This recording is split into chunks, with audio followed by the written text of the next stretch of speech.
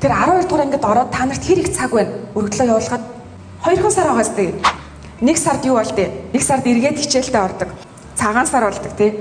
За ингээ 3 сард ингээ очиж боддог. За би ч одоо 12 дугаар ангид төгсөж байгаа доо. Одоо нэр юу хийх вэ? Одоо би төгсөж байгаа шүү дээ. Ээж аав юу гэлээ яд төгсөж байгаа шүү гэдэг юм гот. Тэр үед л ихэнх хүүхдүүд өргөдөл бодож эхэлдэг. Их сургуулийн өргөдлийг. Харин их сургуулийн өргөдлийн системүүд яаж явд юм бэ гэх юм гот. 12 дугаар ангид та нар орлоо шүү дээ. Ороод 11 сард нь эхний өргөдлийн систем хаагдчихдаг. Америкийн нэгдсэн улс. Тэгээ дахиж явж байгаа 1 сард regular decision буюу энгийн өргөдлийн систем ингээ хаагдчихна. Тэгээд тэр үе та нар тэ хинхэн ингээ хэдүүлээ сайхан өвлийн амралт гээ цагаан сарын бэлтгэлгээ явж идэх байхгүй мартцсан мэдэхгүй.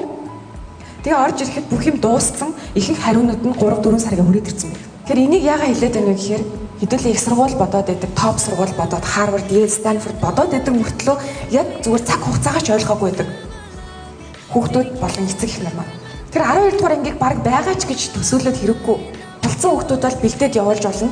Гэтэ 12 дугаар ангид ороод өргөдлөө явуулах цаг болчдөг учраас хэдүүлээ 12 дугаар ангийн өмнөх буюу 11 дугаар ангийн одоо ихэнх нь биш үү?